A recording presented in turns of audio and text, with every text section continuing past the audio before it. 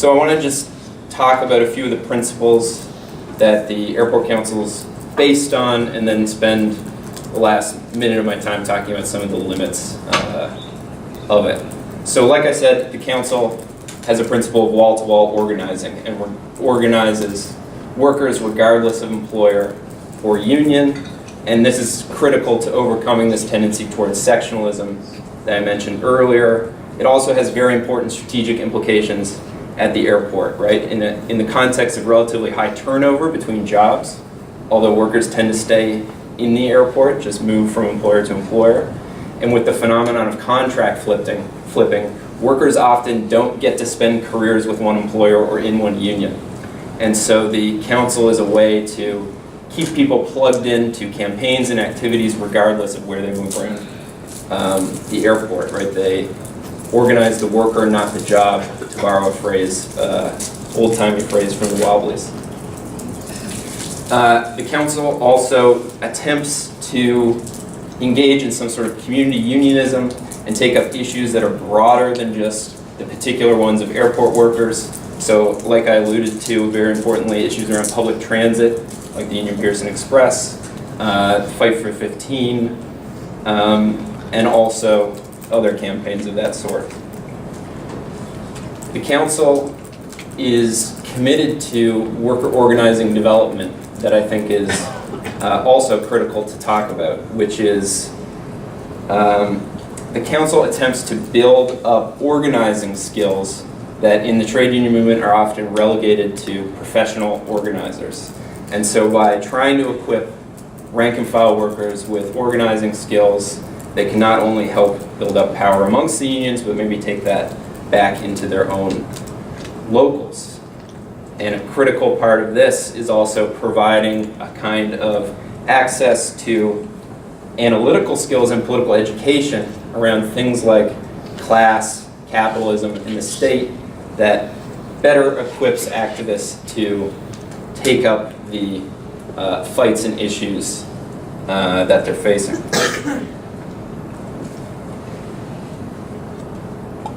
So I guess I'll end by saying that there is certain limits to what the council is trying to do, and although it's an ambitious and really interesting case, there are challenges. I don't just want to be a kind of cheerleader. So perhaps the greatest threat to the council, maybe ironically, is the unions. At the airport, there are 12 unions, like I said, although only about 6 actively participate. There's lots of issues between status, like probably not surprising that pilots and cabin cleaners often don't see themselves as colleagues and coworkers. But it's proven very difficult for the council to organize workers if there hasn't been kind of a tacit consent of the unions to allow that to happen. And this also has kind of manifested itself in the difficulty of getting non-union workers at the airport involved.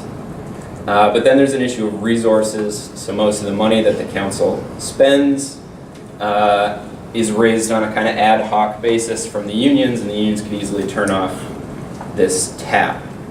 And this whole situation has been exacerbated by the Unifor-CLC split, because there's both Unifor and CLC unions involved in the council. So there are major issues of structure.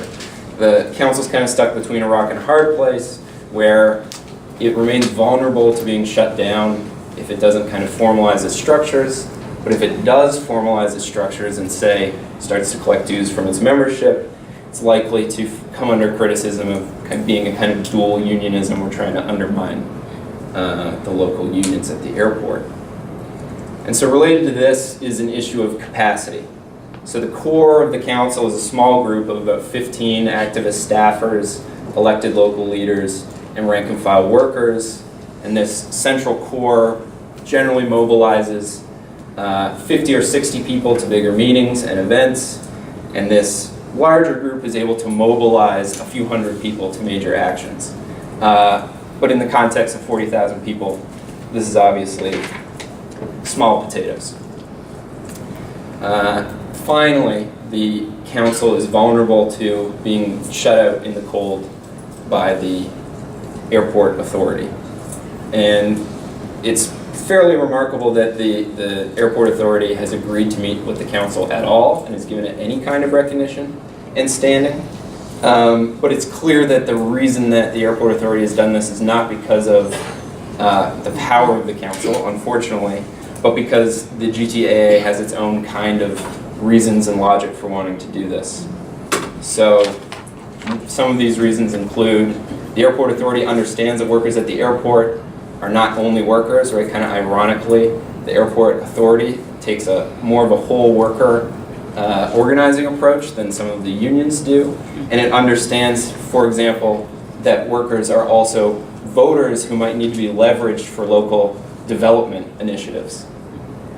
And so having access to workers broadly in the airport is beneficial for this. It also allows for the GTAA to play off the workers against the employers who are its tenants, basically. So we can kind of see the struggle at the airport as this three-way fight. There's the workers, the employers, and the GTAA. And sometimes the GTAA and the workers' interests align, for example, creating an airport-wide health and safety committee. Other times, the interests of the GTAA and the employers align. For example, when the airport authority licensed scab temp operators during that Teamsters ground crew strike last year. So there's lots more to say about this and these other things, but I think I'll end and we can go to discussion, hopefully early, and just say, to me, a revitalized labor movement is unlikely to simply be a revitalized union movement. And so we need new forms of worker organizations capable of waging class struggle that workers find themselves in. And I think a key to doing this will be an explicit class orientation and commitment to building working class power, which I think the Airport Workers Council at Pearson is one good example of the potential of that. Thank you.